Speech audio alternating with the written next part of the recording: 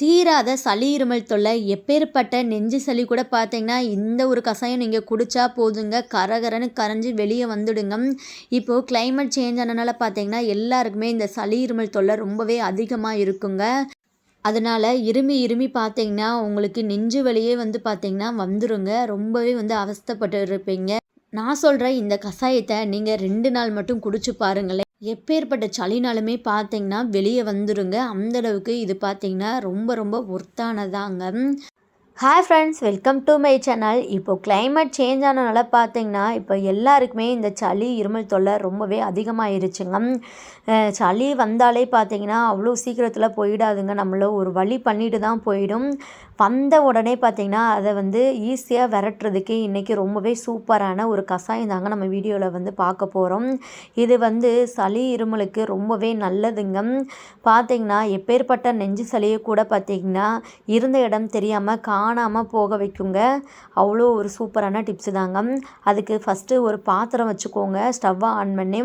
இப்போ பார்த்தீங்கன்னா இதில் பார்த்தீங்கன்னா பாதி அளவு தண்ணி சேர்த்துக்கலாம். தண்ணி நல்லாவே சூடாகட்டுங்க, நம்ம வெயிட் பண்ணலாம். நெக்ஸ்ட்டு பார்த்தீங்கன்னா நான் தூதுவளை தாங்க ஒரு 10 to 12 இலை எடுத்திருப்பேங்க. ரொம்ப மீடியம் சைஸாக தான் இருக்குது. உங்கள்கிட்ட பெரிய சைஸாக பக்கத்தில் எதுவும் தூதுவளை இலை கிடச்சிச்சின்னா ஒரு 5 அல்லது 6 இலை எடுத்துக்கோங்க, அதுவே போதுமானது. இந்த தூதுவளை இலையில் பின்னாடி பார்த்தீங்கன்னா முள்ளாக இருக்குங்க. அந்த இலையிலுமே பார்த்தீங்கன்னா அங்கங்கே முள் இருக்குங்க. அதை எல்லாத்தையுமே க்ளீன் பண்ணி எடுத்துக்கோங்க. அதை க்ளீன் பண்ணுறது கூட ரொம்பவே ஈஸி தாங்க.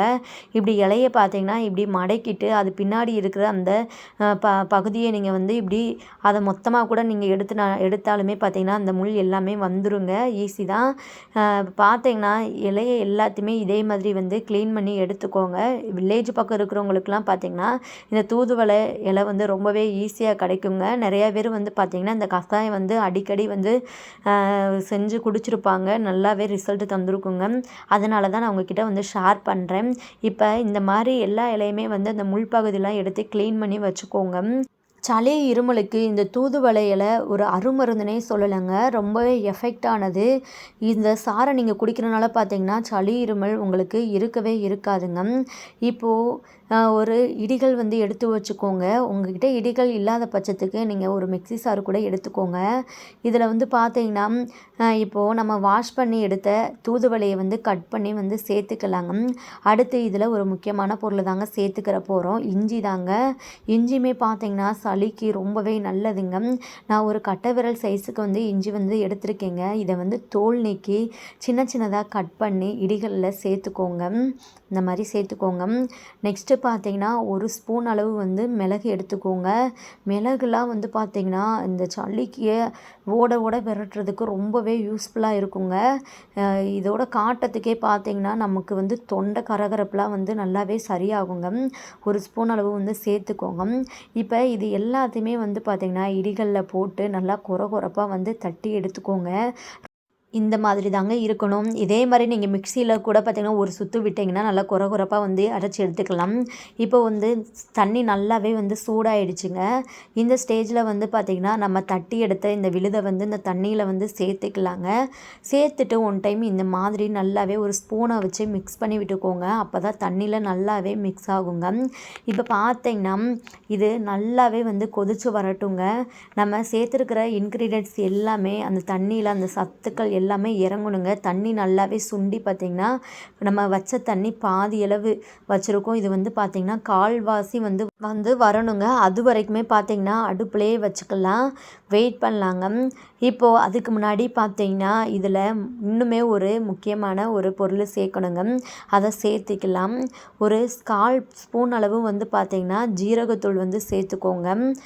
இதுவுமே பார்த்தீங்கன்னா சளி இருமலுக்கு ரொம்பவே நல்லதுங்க.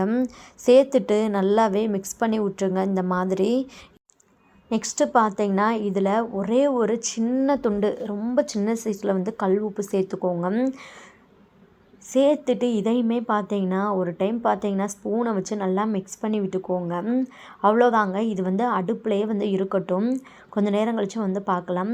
இப்போ பார்த்தீங்கன்னா தண்ணி நல்லாவே சுண்டையிடுச்சு பாருங்கள். தண்ணி கலரை பாருங்கள் எவ்வளோ சேஞ்ச் ஆகிருக்குன்னு சொல்லிட்டு.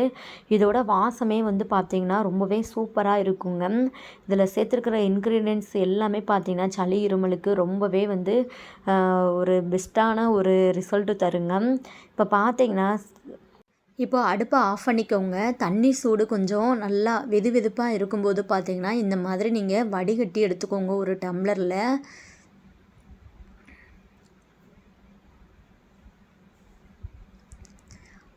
அவ்வளோதாங்க, ரொம்பவே சூப்பரான ஒரு கஷாயம் ரெடி ஆகிடுச்சுங்க. இதை உங்களுக்கு அப்படியே குடிக்க முடியலன்னா நீங்கள் இதில் இனிப்பு சுவைக்கு எதுனாலும் வந்து நாட்டு சக்கரை, தேன் லைட்டாக வந்து கொஞ்சமாக வந்து மிக்ஸ் பண்ணி வந்து குடிக்கலாங்க. நீங்கள் அப்படியே குடிக்கிறது இன்னுமே பெஸ்ட்டுங்க. 100 ml குடிங்க. 2 நாள் பார்த்தீங்கன்னா தொடர்ந்து நீங்கள் இதை குடிச்சிட்டு வந்தாலே போதுங்க.